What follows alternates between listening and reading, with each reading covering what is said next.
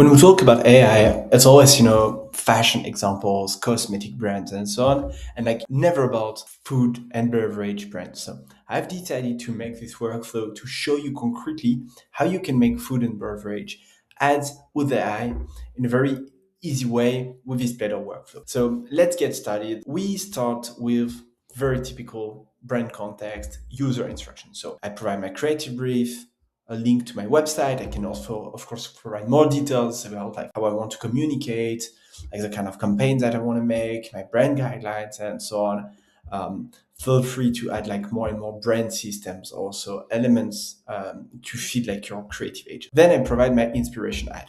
In this case, I took one. It could be like several visuals, more mood board.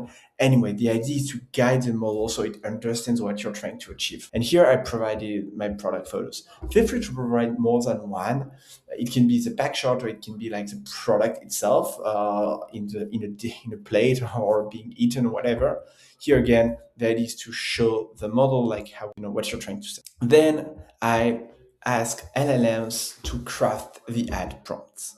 So here I provide like the first one to Gemini 3 and the second one to Claude Opus 4.5, which I think are the two best models to write prompts. And as you can see, I provide context saying like, okay, you will receive a creative brief and so on. And your objective is to write a proper prompt. And by the way, like this LLM is fed with all the previously provided context. Then I provide to Nano Banana Pro, which is really the best model for this use case, three things. I provide the prompts, I provide the inspiration ads, and my product photo. And then it creates like two different creatives that I send all to a human review node. The objective of this node is that it lets me stop the workflow, review the inputs, and decide what I send next. And here I could say like, actually, I want to discard this one and only keep this one, or actually it would be like the opposite.